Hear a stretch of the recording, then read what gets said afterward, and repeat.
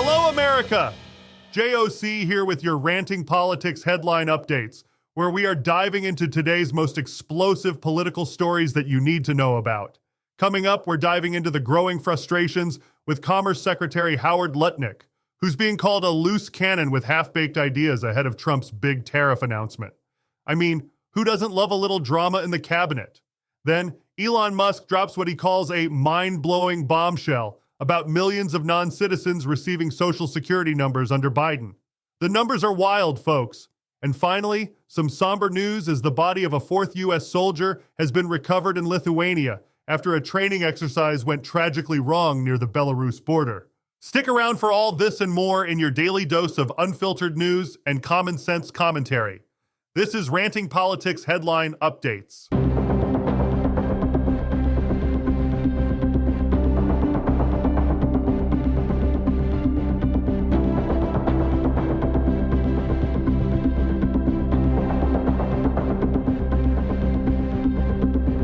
Trouble's brewing in Washington as Commerce Secretary Howard Lutnick finds himself in hot water ahead of President Trump's highly anticipated Liberation Day tariff announcement.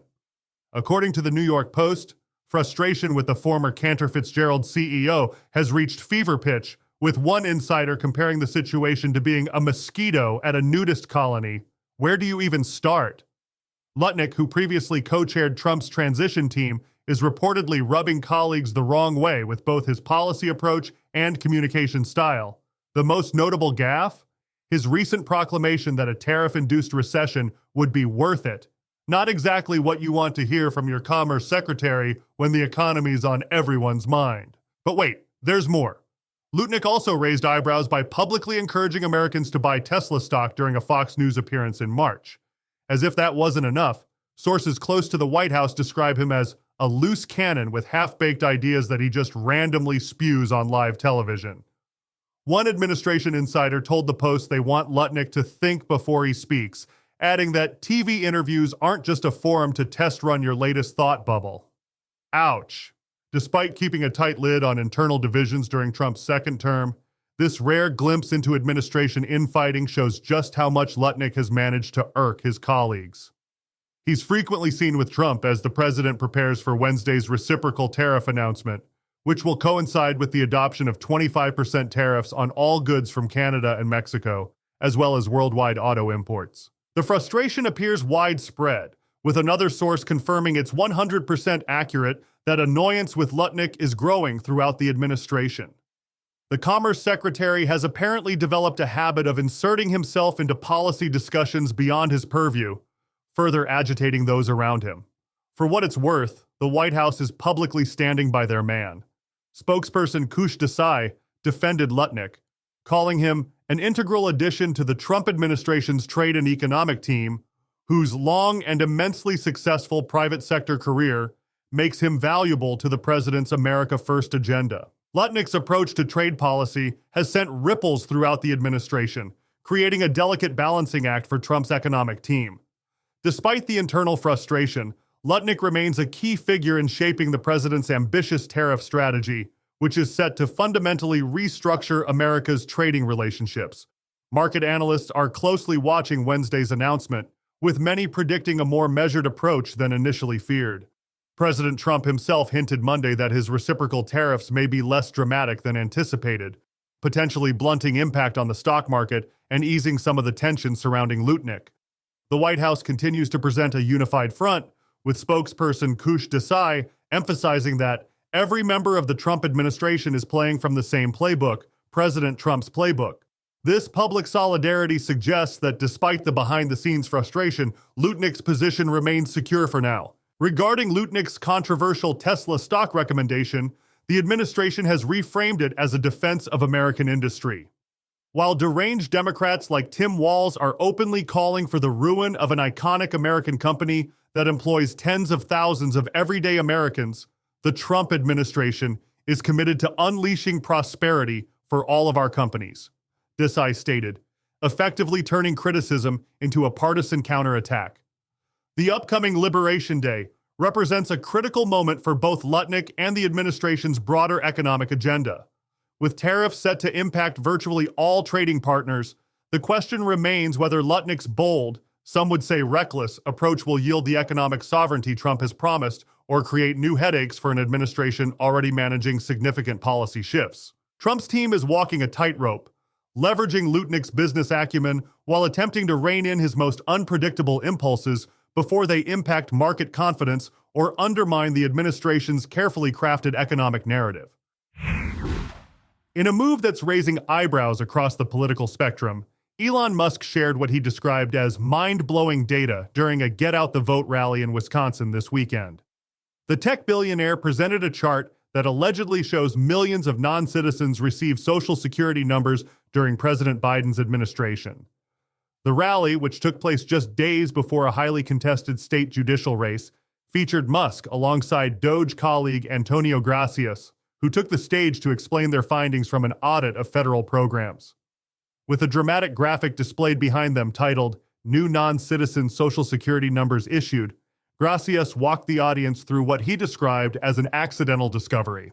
"We started at the top of the system, mapping the whole system of Social Security to understand where all the fraud was," Gracias explained to the crowd. "When we saw these numbers, we were like, what is this?" According to the chart, non-citizen Social Security number issuance steadily increased year over year under Biden, reaching a staggering peak of over 2 million in fiscal year 2024 alone. Fiscal year 23 and fiscal year 25 each showed approximately 1 million non-citizens receiving Social Security numbers. This revelation comes as part of Doge's broader investigation into various federal agencies. "We went there to find fraud, and we found this by accident," Gracias told the stunned audience, with Musk adding that the chart was truly mind-blowing. The Wisconsin event gained additional attention after Musk handed out $1 million checks to 2 voters who signed a petition against activist judges, a move that survived a legal challenge when the state's Supreme Court declined to intervene. This bombshell comes shortly after President Trump signed an executive order directing public assistance programs to stop providing access to non-citizens, emphasizing that such services are intended exclusively for U.S. citizens. According to the New York Post, these findings are already influencing policy decisions across multiple federal departments. The deeper we dive into Doge's audit of the Social Security Administration, the more shocking the findings become. According to Musk and Gracias, their investigation uncovered approximately 7 million Social Security accounts belonging to people supposedly over 120 years old, a number that defies both logic and human longevity records. Last week, we removed about 7 million Social Security accounts for people who were listed as being over 120 years old, Musk stated during the Wisconsin town hall. Just let that sink in. 7 million accounts for people who would be older than the oldest human being ever documented. But that's not where the irregularities end. Doge's audit allegedly found that the Social Security database included a staggering 20 million dead people who were still marked as alive in the system. That's 20 million individuals who are deceased, but potentially still appearing as active in government records. These revelations come amid increased scrutiny of federal benefit programs and raise serious questions about database management and potential fraud within the Social Security system. The findings align with the administration's recent initiatives to tighten access to public benefits. The Department of Housing and Urban Development has already launched a new program with the Department of Homeland Security specifically designed to improve communication between agencies to prevent non-citizens from accessing public housing benefits. This initiative appears to be a direct response to concerns about improper benefit distribution, identified through Doge's ongoing investigations. While critics might question the timing and presentation of these findings at a political rally, the sheer scale of the numbers presented paints a troubling picture of potential systemic issues within one of America's most critical public benefit programs.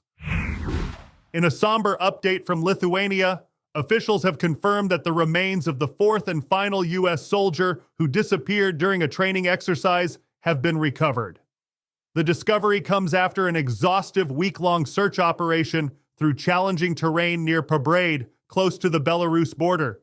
The soldier, whose identity has not yet been released, was found just one day after recovery teams located the remains of 3 other American soldiers when their armored vehicle was discovered submerged in a peat bog. All four belonged to the 1st Brigade Combat Team of the 3rd Infantry Division and had been missing since March 25th. Major General Christopher Norrie, commander of the 3rd Infantry Division, expressed profound grief in a statement. "This past week has been devastating. Today our hearts bear the weight of an unbearable pain with the loss of our final dog-faced soldier. Though we have received some closure, the world is darker without them." The soldiers had been operating an M88A2 armored recovery vehicle during the training exercise, a massive 63-ton machine equipped with a crane designed to extract other armored vehicles. U.S. Army officials have stated that the cause of the accident remains under investigation. These American troops were part of ongoing NATO training operations in the Baltic region, specifically practicing maneuvers in the area's notoriously difficult, swampy, heavily forested terrain. The training exercises are particularly significant given the region's proximity to Belarus and Russia. While there is absolutely no indication that the tragedy is connected to regional tensions, this incident occurs against a backdrop of heightened vigilance along NATO's eastern flank. The New York Post reports that approximately 16,000 U.S. troops are currently deployed across the Baltic states, with the majority stationed in Poland. This training accident takes on additional significance given the escalating tensions between Lithuania, a NATO member state, and its neighbors Belarus and Russia, both staunch allies. Just 2 weeks before the incident, Lithuania made the dramatic announcement that it would begin laying mines along its borders with Belarus, reflecting growing concerns that Russia could potentially expand its Ukrainian offensive with an incursion into NATO territory. Lithuania isn't alone in these defensive preparations. Poland has also begun constructing similar border fortifications as part of a broader regional response to perceived threats from the east. These developments mark a significant escalation in the Baltic security environment. The American military presence in this strategic region is substantial, with approximately 16,000 U.S. troops currently deployed across the area. The distribution includes around 14,000 troops stationed in Poland, 1,000 in Lithuania, and 700 in Estonia.